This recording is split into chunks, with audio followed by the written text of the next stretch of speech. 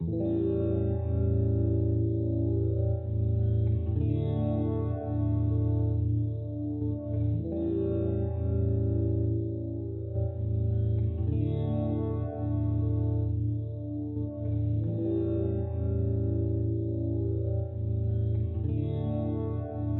like it here. It's home. It's a nice place. It's known for a lot of things. Maybe not the right things, but it's known for a lot of things. It's nice. It's got a mixture of everything. The only trouble I have is walking up the hills to the shop. Rochdale is small. Yeah. Rochdale is not small. It's quite big. Like, it'll take you a whole day to explore Rochdale. It's not like a 2-hour trip. In 35 years, I've actually been working in Rochdale, so we've seen a few changes. Rochdale's been really good to me, and I've got a passion for Rochdale. I'm no way I'm thinking of deserting, or it's about how we can change it and improve the town, our town.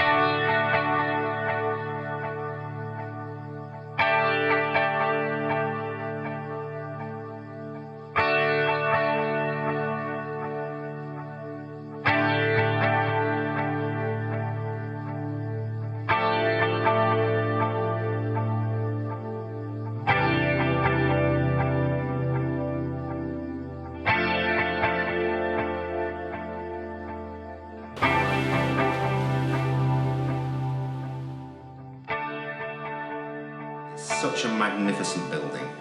The English Heritage actually quoted to me as saying it's one of the finest buildings in Europe, not just the country, one of the finest buildings in Europe.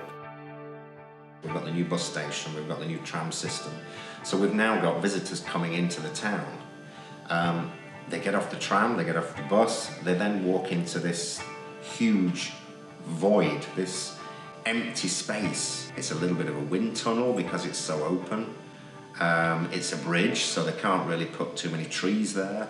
So it's just been left this sort of horrible, sort of concrete, desolate area.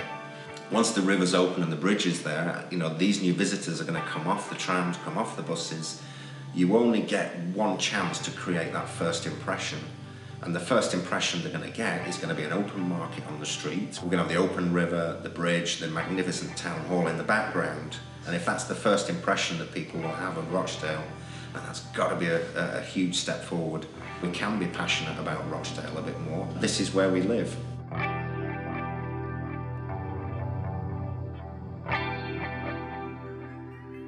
I'm John Percival, project lead for Rochdale Council. I've been working with colleagues from Environment Agency and the Heritage Lottery Fund to bring this project into being.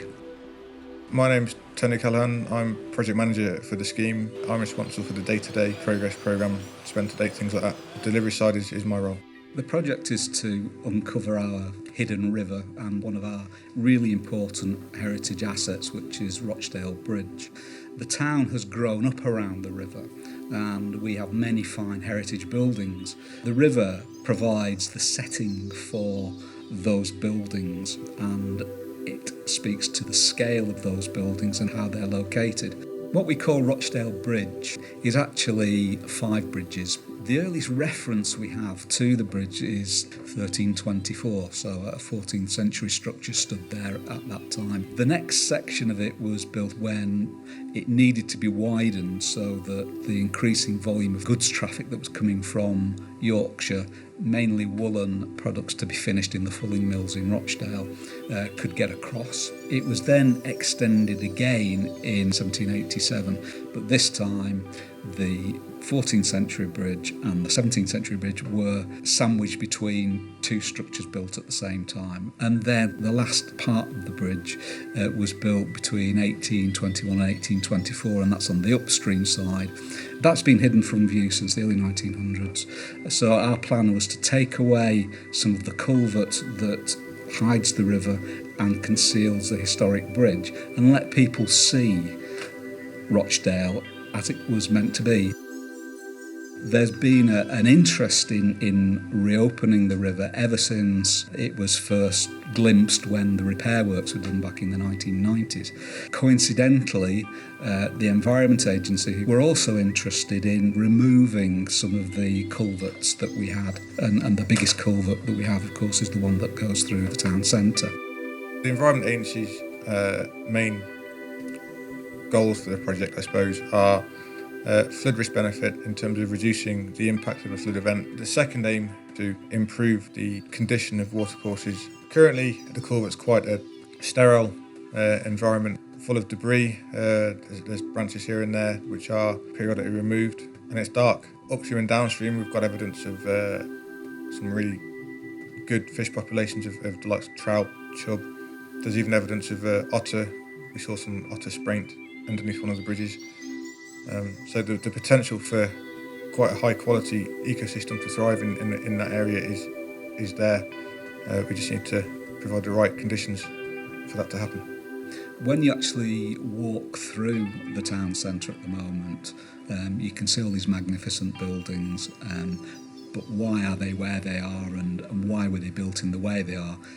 Well, the river gives a narrative to that will enable people who come to Rochdale, and we hope lots and lots of people come and see what we're going to do. When they come and see that, they'll understand Rochdale a lot better, and I hope more visitors. So it really is about making Rochdale even more distinctive to people outside the borough than it is already.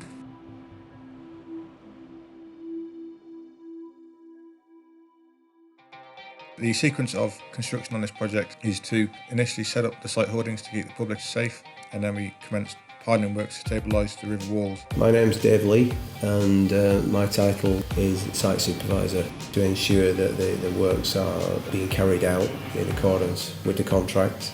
The river walls are old, at least 100 years old, and they were designed and constructed when horses and carts may have been trundling on South Parade. Certainly not when you have 44-ton wagons. So if we were to just take that culvert roof off, there's a risk that those walls would rotate and collapse into the culvert channel. The piling works allow us to remove the roof of the culvert without the walls falling in. To do that, we use a rotary percussive drill, very similar to the sort of things that you use at home for DIY, only much bigger. The drill that we use is 600mm or 2 feet in diameter. It uses air to flush out the debris, and it drills down to around 8 or 9 metres, depending on location. They had to be rock socketed, so we had to drill into the rock, basically. So the bottom of the pile is secured. We do 2 or 3 of those, and then we backfill with a very high strength concrete, 50 Newton, and a steel reinforcement cage is then lowered in.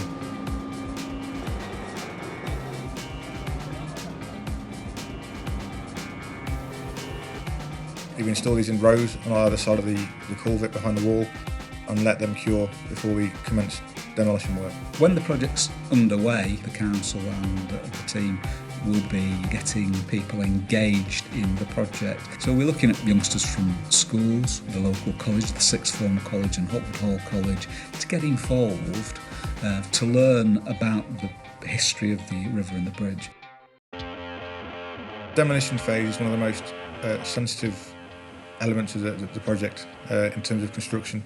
The culvert has primary and secondary beams within it, which also have the reinforcement within the concrete as well. They use a large hydraulic breaker on the end of the 35-ton machine, which effectively started to break just a small opening into the culvert and then expand on that.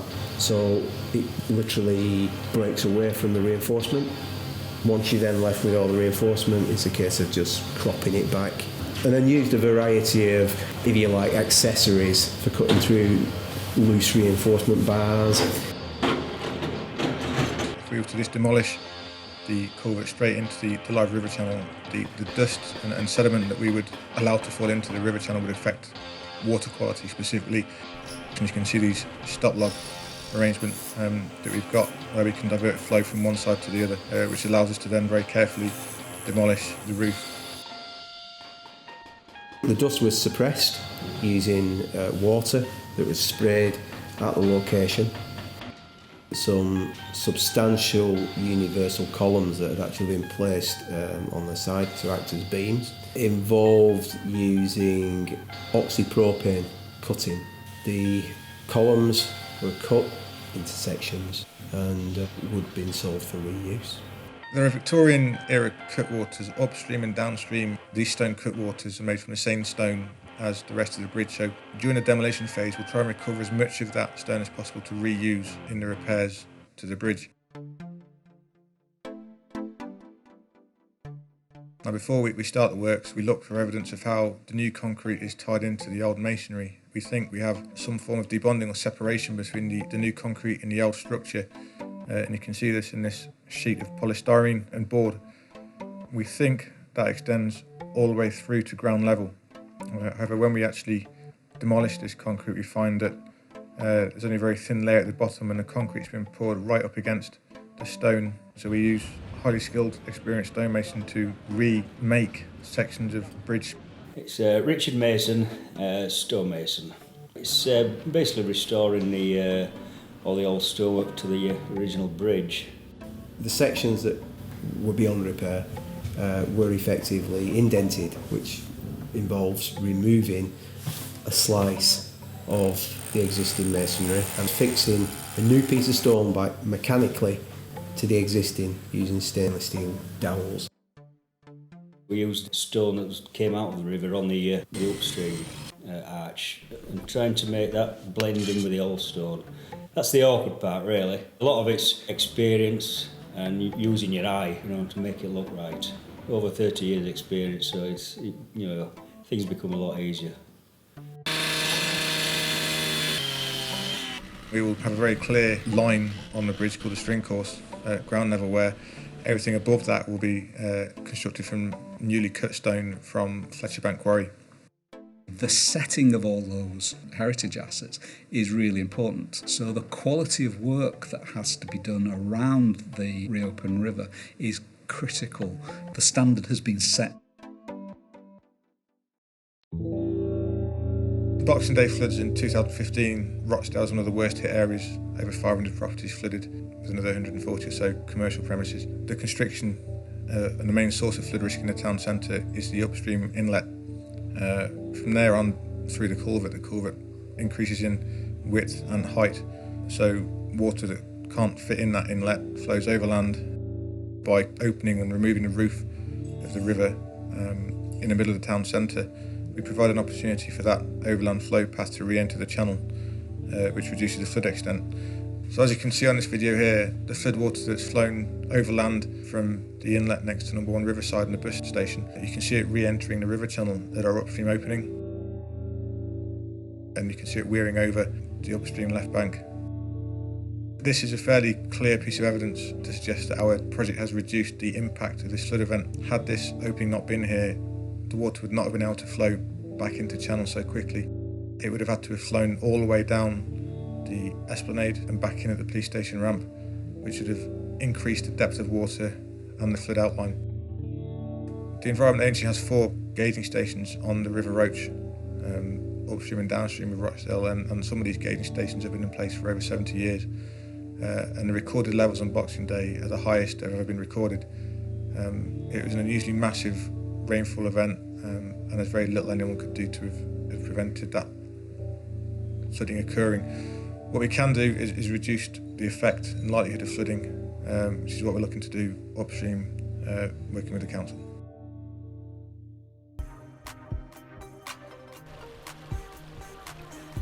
Obviously, if we just remove the roof of the culvert and repair the bridge, we're left with a fairly sterile concrete riverbed. So we've used a geomorphologist to do a depth study of the upstream River Roch and try and recreate that channel type. By installing these rocks and boulders in the riverbed, we will trap sediment as it passes through the culvert, which acts as a substrate for aquatic plants, and also the sound of the water over the rocks is quite pleasant. Paving detail we've chosen has been used before by Rochdale Council on Yorkshire Street, and it looks absolutely fantastic there, and we decided that we'd try and extend that paving through the town. My name's John Barker and I'm a paver. In respect to paving, it's probably the best one on the market. It's a natural stone and it's flame treated, so you get this fantastic texture. You want to be looking at something that's going to give you some grip for people, as opposed to just a sawn stone, which sometimes can moss up and be a bit slippy in winter. They'll never ever lose its colour. If it was concrete will fade over years, but this stuff, as this looks now, will look in 100 years' time. The flagging itself is quite involved, really, because, as you can appreciate, this site is all different shapes. It's planning with the engineer and the staff, everyone on site basically, to make sure that the finish is how we want it, not just looking at the thing we're on at the moment. We have a concrete base, then we have between 30 and 40 mil of screed, which is basically a fine stone sand cement. It sets really strong, I think it's C40, and obviously then we prime the flags with, it's like a wet cement on the back of them, and when we stick that on the dry sand, the cement, it glues it together, so they'll never ever lift and frost, etc. It's a really nice job to work on, to be honest. Once it's finished, we potentially could win awards, so it's nice to be involved in that. If you look at some of the other Yorkstone pavers in the area, they've been done there for hundreds of years, and there's no reason why this product that we're replacing won't be done there for just as long. Once the stonemasons are finished on the bridge and the river walls, we'll install some handrail prior to the scheme being opened. I'd like to thank Alice Nicholson for the event today. 101 years young and has memories of the town centre all those years ago. But we've also got our children's champions, Zara Shah and Tabitha Rusden, who's a member of the Youth Parliament. Today is a celebration of Rochdale's past, our present, but more important, our future. Thank you very much. The sun shining, the colours in the stone, the exceptional work with the masons. I can go on and on and on. I actually have a grin from here to here. To bring back something into the heart of the town is a fantastic achievement. Absolutely brilliant. Great idea, and it's got quality, and hopefully will bring some prosperity back to the town. Town centres are not just about shops anymore. Town centres have got to be a destination where people want to come and enjoy being there. I think it's really good for the town, and it's made the town a little bit more better. I think it's tremendous. The very sound of running water is attractive. So if people in the middle of Rochdale could hear that again, perhaps it cheer folks up a bit. There's no wild brown trout swimming through the middle of town, and that can only be applauded, and it's fantastic. You've only got to look around you. People are sat on the benches looking at the water. Water is a natural magnet. It draws you in. The sound, the atmosphere, it's exceptional. I am so impressed by this process, what's been done.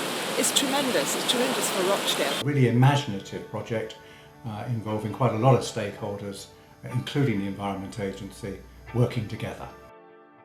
What you've done through this project, bringing the river back into the heart of your town, is a fantastic thing to do. I think the richness, the boldness of this project stands out as one of the most extraordinary projects that we've funded in the Heritage Lottery Fund. This is about not just a heritage project, it's about the regeneration of Rochdale. And there are town hall leaders and mayors right across the country who give the back teeth for a town centre like Rochdale. It's part of the story of creating, Rochdale as a really modern, impressive, forward-looking city. Very beautiful to see every time you come down to town. That's it. The reaction has just been phenomenal. My business is booming at the minute. I cannot be any more grateful than what I am. But the one thing that I really, really am enjoying is listening to people's reaction when they see the quality of the work. It's almost in disbelief that this is Rochdale. Let's show the country how to celebrate and enjoy new beginnings. Thank you very much.